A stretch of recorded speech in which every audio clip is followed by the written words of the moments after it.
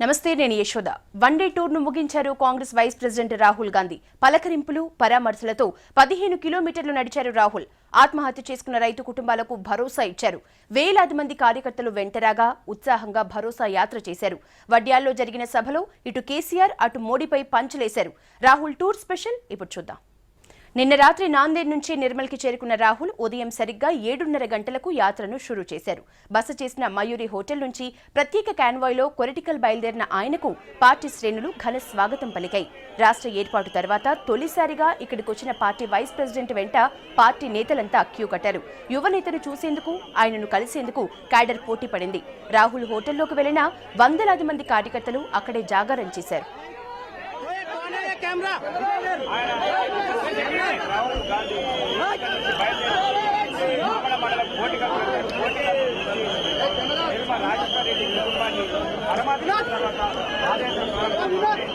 కార్యకర్తలు రాహుల్ గాంధీని చూసేందుకు ప్రయత్నం చేస్తున్నారు. కానీ ఎవరిని వాళ్ళు అనుమతించలేదు. అలాగని పార్టీ కూడా అనుమతించలేదు. నిన్న కాస్త ఆదర్శంగా వచ్చారు. ఆయన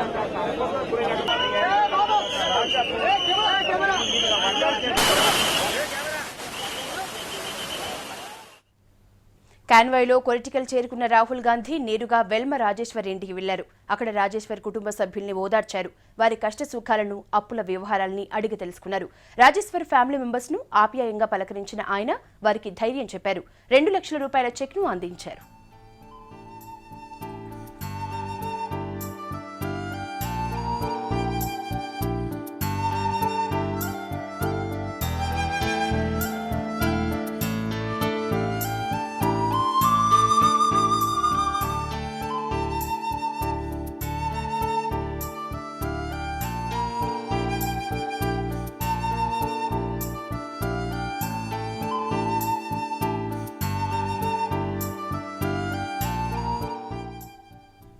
తరువాత రాహుల్ పాదయాత్రపై సందిగ్ధత ఏర్పడింది. నిన్నటి నుంచి జ్వరంతో బాధపడుతున్న రాహుల్ నీరసంగా ఉండటంతో ఆయన్ను కాన్వాయ్లోనే టూర్ కంటిన్యూ చేయాలని పీసీసీ చీఫ్ ఉత్తమ్, మాజీ ఎంపీలు వివేక్, పొన్నం కోరారు.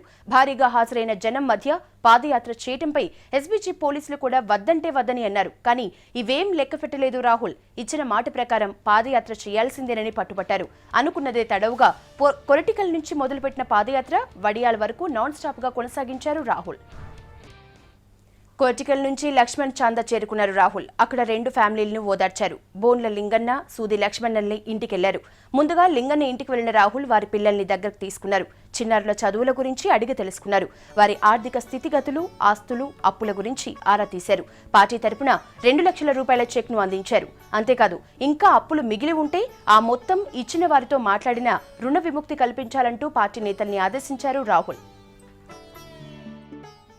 అక్కడి నుంచి లక్ష్మణ్ చాందా గ్రామంలోనే ఉన్న సూది లచ్చన్న కుటుంబాన్ని పరామర్శించారు రాహుల్. రోడ్డు పక్కనే ఉన్న లక్ష్మణ్ ఫ్యామిలీతో కలిసి కూర్చుని వారితో మాటామంతి మాట్లాడారు. ఇంటి ముందు కూర్చుని కుటుంబ పరిస్థితిని అడిగి తెలుసుకున్నారు. ప్రస్తుతం వారి పరిస్థితిపై ఆరా తీశారు. అధైర్యపడవద్దని వారికి ధైర్యం చెప్పారు. మీకు నేనున్నానంటూ భరోసా ఇచ్చారు. భవిష్యత్తులో ఎలాంటి సాయం కావాలన్నా పార్టీ నేతలు అందుబాటులో ఉంటారని, అవసరమైతే వారిని సంప్రదించాలని సూచించారు రాహుల్.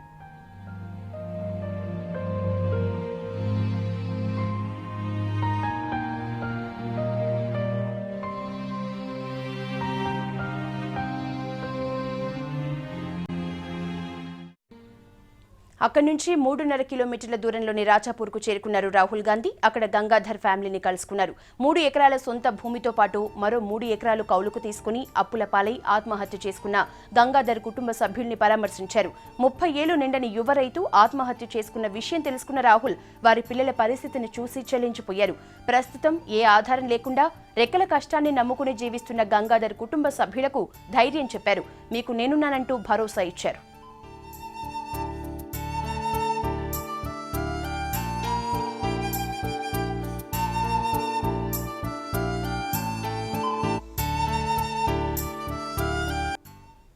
ఉదయం నుంచి సాయంత్రం వరకు సాగాల్సిన టూర్ను సూపర్ ఫాస్ట్ గా పూర్తి చేశారు రాహుల్ గాంధీ. వాస్తవానికి రాజాపూర్ కంటే ముందుగా పొట్టుపల్లిలో రాహుల్ లంచ్ చేయాల్సి ఉంది. ఇందుకోసం పార్టీ నేతలు ఏర్పాట్లు కూడా చేశారు. రాహుల్ తో పాటు దాదాపు 25,000 మంది పార్టీ కార్యకర్తల కోసం వంటలు వండి వార్చారు.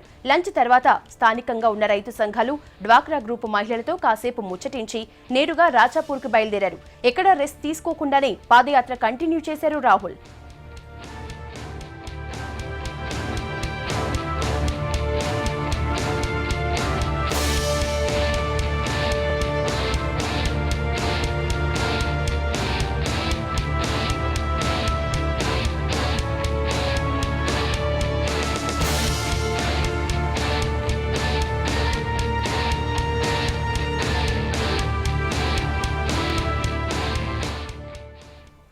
రాహుల్ పాదయాత్రలో లాస్ట్ పాయింట్ వడ్యాల్. ఇక్కడ ఇటీవలే ఆత్మహత్య చేసుకున్న పసుపుల లక్ష్మణ ఫ్యామిలీని ఓదార్చారు రాహుల్.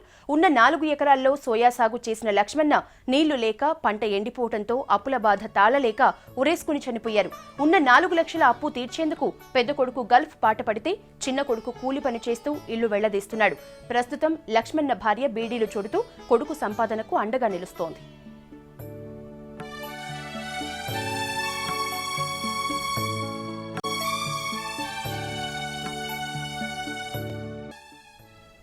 ఇక రాహుల్ టూర్లో తమ వంతు పాత్ర పోషించారు మహిళా నేతలు. పాదయాత్రలో ఫస్ట్ నుంచి లాస్ట్ వరకు అందరూ కలిసి నడిచారు. పనిలో పనిగా తమ వాయిస్ ను వినిపించారు. రైతుకు భరోసా ఇవ్వాలన్న రాహుల్ సంకల్పానికి బాసటగా నిలిచారు.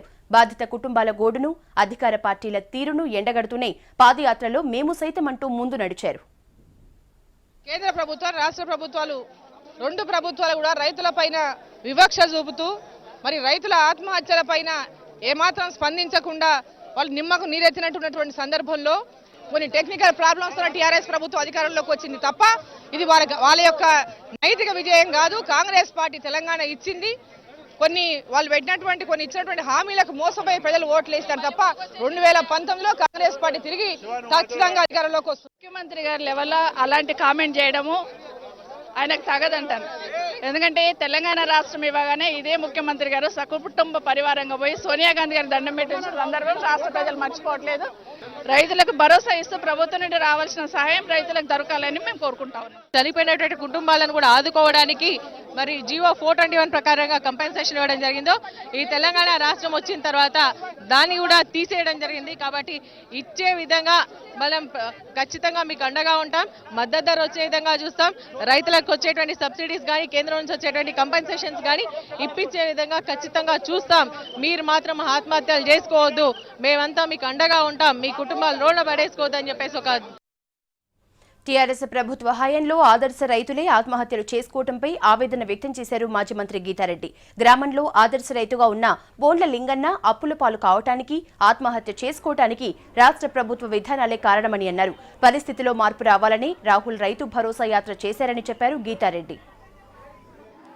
ఒక మానవతా దృక్పథంతో మరి రైతులే ఏ దేశానికైనా ఏ సమాజానికైనా వెన్నుముక. కాబట్టి ఇంతమంది రైతులు ఆత్మహత్య చేసుకుంటున్నటువంటి ఈ రాష్ట్రంలో కొద్దిపాటి మందినన్నా మనం వెళ్ళి పరామర్శించి వాళ్ళకు భరోసా ఇచ్చి వాళ్ళకి ధైర్యం చెప్పాలని చెప్పి వారి కుటుంబ గతి స్థితులు కూడా తెలుసుకోవడానికి, వారి కుటుంబానికి మనం ఏం చేయగలుగుతాము, వాళ్ళ భవిష్యత్తుని ఎలా మనం కాపాడగలుగుతాం అనే విషయంగా వారు మరి మన మహారాష్ట్రలో చేశారు. ఇప్పుడు మన రాష్ట్రానికి వస్తున్నారు. మొట్టమొదటిసారి తెలంగాణ వచ్చిన తర్వాత అవార్డు వచ్చినటువంటి కౌలు రైతులో ఒక 3-4 సంవత్సరాల క్రితం ఆయనకి అవార్డు వచ్చినటువంటి జిల్లాలో వచ్చినటువంటి ఆ రైతు ఇలాంటి దయనీయ స్థితికి దిగజారి ఆత్మస్థైర్యాన్ని కోల్పోయి ఇలాంటి ఆయనకి అభివృద్ధి కార్యక్రమాలు చేసుకునేంత, పొలాన్ని అభివృద్ధి పరుచుకునేంత అవకాశాలు లేకుండా, వర్షాలు లేక, కరెంటు లేక, అకాల వర్షాలు వచ్చి రుణాలు ఇవ్వని వాళ్ళు ఉండి, మరి ప్రభుత్వం నుంచి ఎలాంటి సహాయ సహకారం లేకుండా ఉండి ఇంకా ఏది తోచక ఆయన ఆత్మహత్య చేసుకోవడం చాలా చాలా బాధాకరం.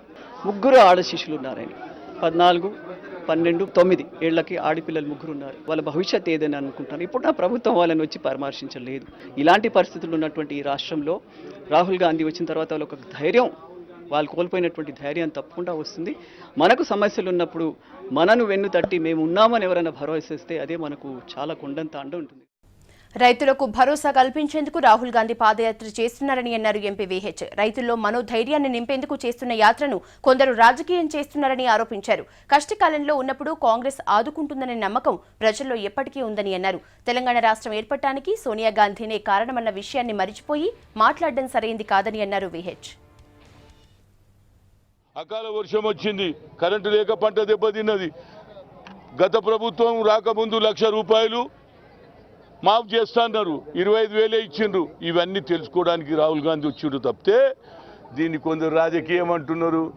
ఒక ఆయన ఏమంటున్నారు తెలుసా, ఇటువంటి గాంధీలు వస్తారు పోతారట. అదే గాంధీ లేకపోతే నీకు తెలంగాణ వస్తుండని అరే బాబు ఇట్లా మాట్లాడు.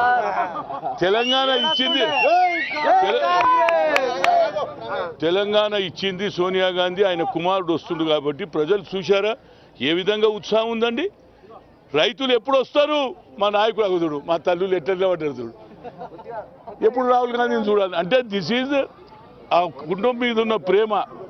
కష్టకాలంలో ఉన్నప్పుడు వస్తారు, ఆదుకుంటారు.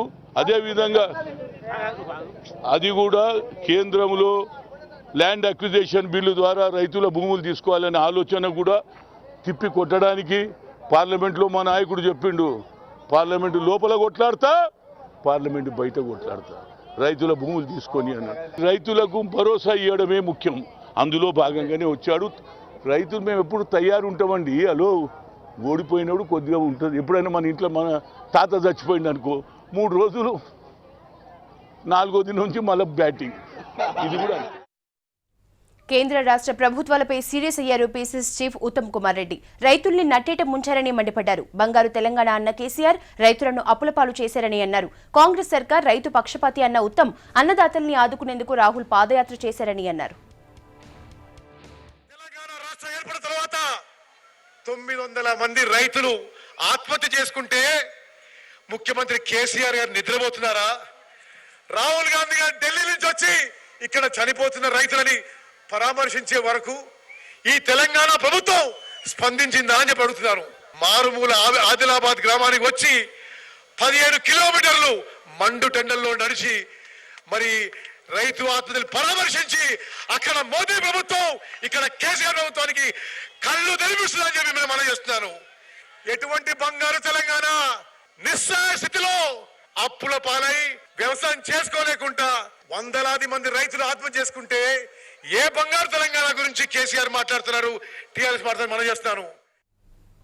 రైతుల కోసం పార్లమెంట్లో పోరాడిన ఘనత రాహుల్ గాంధీది అన్నారు మాజీ ఎంపీ వివేక్. కాంగ్రెస్ ప్రభుత్వం రైతు పక్షపాతి అని అన్నారు. భూ ఆర్డినెన్స్ బిల్లుతో రైతులు తీవ్రంగా నష్టపోతున్నారన్న మాజీ ఎంపీ రైతులకు న్యాయం జరిగే వరకు పోరాటం చేస్తామని అన్నారు. ఇప్పుడు మోడీ గారు ఏదైతే ల్యాండ్ అక్విజిషన్ బిల్లులో రైతులకు అన్యాయం చేయాలని ఏదైతే ప్రయత్నం చేస్తున్నారో దాని గురించి రాహుల్ గాంధీ గారు ఆల్రెడీ పార్లమెంట్ లో మాట్లాడారు. వారు చెప్పారు, మీరు రైతులకు అన్యాయం చేస్తున్నారు. 2003లో యూపీఏ ప్రభుత్వం ల్యాండ్ అక్విజిషన్ బిల్ ఏదైతే పాస్ చేసిందో రైతుల అనుమతి లేకుండా భూమి తీసుకోవద్దని చెప్పి ఏదైతే బిల్ పాస్ చేసిందో దాన్ని అమలు చేయమని చెప్పి రాహుల్ గాంధీ గారు ఆల్రెడీ పార్లమెంట్ లో మాట్లాడడం జరిగింది.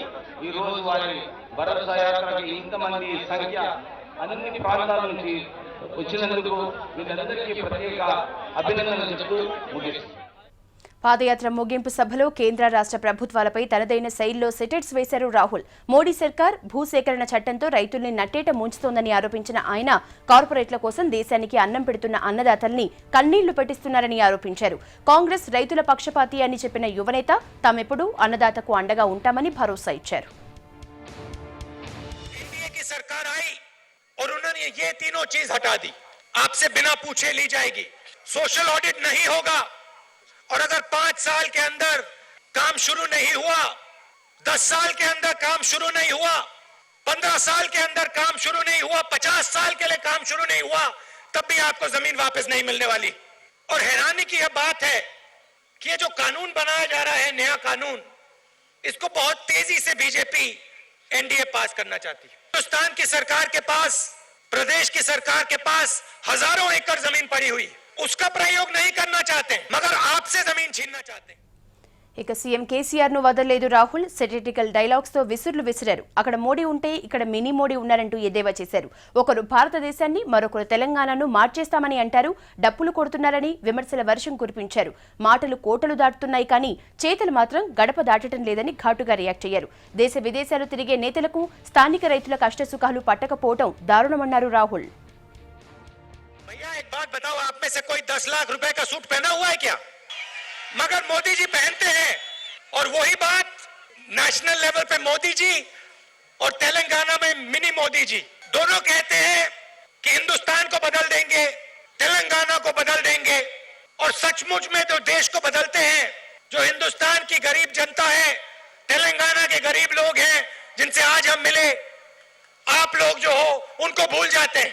ओला गिरता है, मोदी जी नहीं जाते, एक शब्द नहीं कहते। और इधर भी तेलंगाना में भी मिनी मोदी जी कुछ नहीं कहते। मोदी जी ने कहा था कि एमएसपी को बढ़ाएंगे, इधर कहा था कि हम लोन माफ करेंगे। कुछ नहीं हुआ, ना उधर हुआ ना इधर हुआ। और फिर मुझे कहते हैं, बीजेपी के लोग कहते हैं, जिन लोगों ने आत्महत्या की वहां मैं क्यों जाता हूं? अगर मोदी जी और यहां के चीफ मिनिस्टर जाते तो मुझे जाने की जरूरत नहीं होती। अगर मोदी जी और केसीआर जी किसान से गले लग जाते तो मुझे गले लगने की जरूरत नहीं होती। मगर मैं हिंदुस्तान के किसान और मजदूर को बताना चाहता हूं कि हम आप में भरोसा करते हैं और आप घबराओ मत। हम आपकी लड़ाई लड़ेंगे, कांग्रेस पार्टी आपकी लड़ाई लड़ेगी, एमएसपी की लड़ाई लड़ेगी। और जहां भी आपको मुश्किल दिखाई देगी, हम आपको खड़े दिखाई देंगे। ఉన్నత వర్గాలకే పెద్దపీట వేయాలన్న పద్ధతికి కాంగ్రెస్ వ్యతిరేకమన్నారు రాహుల్. దేశం రాష్ట్రంలో కొంతమందికే ప్రభుత్వాలు పరిమితమయ్యాయని ఆరోపించారు. మోడీ ప్రభుత్వం దేశంలో ఉన్న 5-6 కుబేరుల కోసమే పనిచేస్తోందంటూ ఘాటు విమర్శలు చేశారు. మోడీ సర్కార్ రైతు ప్రభుత్వం కాదు, సూటుబూటు సర్కార్ అంటూ చమత్కరించారు. రైతులు, కూలీలు, పేదలు అందరికీ హక్కులు దక్కాలని తన ఆరాటమని స్పష్టం చేశారు రాహుల్. हम विकास के खिलाफ नहीं, हम जानते हैं कि उद्योग लगने चाहिए और हम जानते हैं कि पार्टनरशिप होनी चाहिए उद्योगपतियों के बीच में, किसानों के बीच में, मजदूरों के बीच में। हिंदुस्तान को ना अकेला किसान आगे ले जा सकता है, ना अकेला बिजनेसमैन ले जा सकता है। मिलकर हिंदुस्तान को आगे ले जा सकता है। हम क्रोनी कैपिटलिज्म के खिलाफ हैं। क्रोनी कैपिटलिज्म का मतलब क्या है कि अपने 2-3 उद्योगपतियों दोस्तों को आप पूरा का पूरा दे दो, इसके हम खिलाफ हैं। और हम चाहते हैं कि आपको भी अपना हक मिले, किसान को भी हक मिले, मजदूर को भी हक मिले, गरीब व्यक्ति को भी हक मिले। आज हिंदुस्तान में और तेलंगाना में चुने हुए लोगों की सरकार चल रही है। प्रधानमंत्री के 5-6 बिजनेसमैन मित्र हैं, वो उनके साथ जाते हैं बाहर और पूरा का पूरा हिंदुस्तान उनके लिए चलाया जा रहा है। जैसे मैंने कहा था पार्लियामेंट में, किसानों की, मजदूरों की सरकार नहीं है, सूट बूट की सरकार है, चुने हुए उद्योगपतियों की सरकार है। और उन चुने हुए लोगों के लिए बहुत अच्छे दिन हैं। मगर हिंदुस्तान का जो किसान है, मजदूर है, छोटा बिजनेसमैन है, उसके लिए अच्छे दिन नहीं आए। మోడీ మేక్ ఇన్ ఇండియా ఉత్తుతుదే అన్నారు రాహుల్. దేశంలో లక్షలాది ఎకరాల భూములు ఉన్నా సారవంతమైన భూములపై మోడీ కన్నేశారని ఆరోపించారు. బీడు భూముల్ని కాదని 3 పూటల అన్నం పెట్టే ల్యాండ్ను లాక్కునేందుకు కేంద్ర ప్రభుత్వం ప్రయత్నిస్తోందని విమర్శించారు రాహుల్. एसईजेड में 40% जमीन पड़ी हुई है, उसका प्रयोग नहीं किया गया है। हिंदुस्तान की सरकार के पास, प्रदेश की सरकार के पास हजारों एकड़ जमीन पड़ी हुई है, उसका प्रयोग नहीं करना चाहते हैं, मगर आपसे जमीन छीनना चाहते हैं। कहते हैं कि आपकी जमीन की जरूरत इसलिए है क्योंकि हिंदुस्तान में इंडस्ट्री नहीं लग रही है। ये जमीन क्यों लेना चाहते हैं मैं आपको बताना चाहता हूं। क्योंकि ये जमीन सोना है, सोना। ये आपको जमीन नहीं रखने देना चाहते हैं। ये चाहते हैं कि जल्दी से जल्दी इनके 2-3 उद्योगपति दोस्त हैं, उनको ये जमीन दे दें। कहते हैं कि वो आपको रोजगार देना चाहते हैं, कहते हैं कि मेक इन इंडिया करेंगे, मगर कुछ नहीं होने वाला है। 1 साल हो गया, यहां कोई व्यक्ति है जिसको दिल्ली की सरकार ने या तेलंगाना की सरकार ने रोजगार दिया? రాహుల్ టూర్లో స్పెషల్ అట్రాక్షన్ గా నిలిచారు పీసీసీ మాజీ చీఫ్ పొన్నాల లక్ష్మయ్య. కార్యకర్తలతో సరదాగా నవ్వుతూ పాదయాత్రలో పాల్గొన్నారు. యాత్రలో కాసేపు ఉరుకులు పరుగులు పెట్టి క్యాడర్లో ఉత్సాహాన్ని నింపారు. ఇక ఈ రన్నింగ్ లో నేను మాత్రం తక్కువ అంటూ తాను రన్నింగ్ తో అదరగొట్టారు మాజీ ఎంపీ రాజయ్య. ఇక కేసీఆర్ సర్కార్పై తనదైన మాట శైలిలో సెటైర్స్ వేశారు Ponnala. The government has ignored. The government never cared for the farming community. It does not know. The government and its leader does not know. Farming community forms the 70% of the population of the state and the country as well. The plight of the farmers is being exposed. Congress is always with the people, for the people, by the people. It's not just in power or in opposition. That's what. పేద వెనుకబడిన వర్గాలు చిన్న సన్నకారు రైతుల్ని కేంద్ర రాష్ట్ర ప్రభుత్వాలు గాలి కుదిలేశాయని అన్నారు స్టేట్ కాంగ్రెస్ నేతలు. రైతుల్ని విస్మరించిన ప్రభుత్వాలకు పతనం తప్పదని హెచ్చరించారు. బంగారు తెలంగాణ, మేక్ ఇన్ ఇండియా అంటూ ఊదరగొట్టు ఉపన్యాసాలు చెప్తోన్న నేతలు వాస్తవ పరిస్థితులు తెలుసుకోవాలని సూచించారు. పేదల పక్షపాతి కాంగ్రెస్ పార్టీ అణగారిన వర్గాల కోసం పోరాడుతుందని, అన్నదాతలకు భరోసా ఇవ్వడం కోసం పోరాటాలు చేస్తుందని శపథం చేశారు లీడర్స్. ఒకప్పుడు చిన్న వ్యాపారుల పార్టీ, కానీ ఈనాడు బీజేపీ కుబేరుల పార్టీ. ఈ భూములు మీ సగం ఏదయ్యా? వ్యవసాయ రంగంలో లాభసాటిలే కాదయ్యా. ఇలానే చంద్రబాబు నాయుడు చెప్పాడు, వ్యవసాయం అంటే దండగాని. ఇవన్నీ తీసుకొనట వాళ్ళకి ఇస్తాడ, కార్ఖానాలు పెడతాట. మళ్ళా మనమంతా ఏం కావాలా?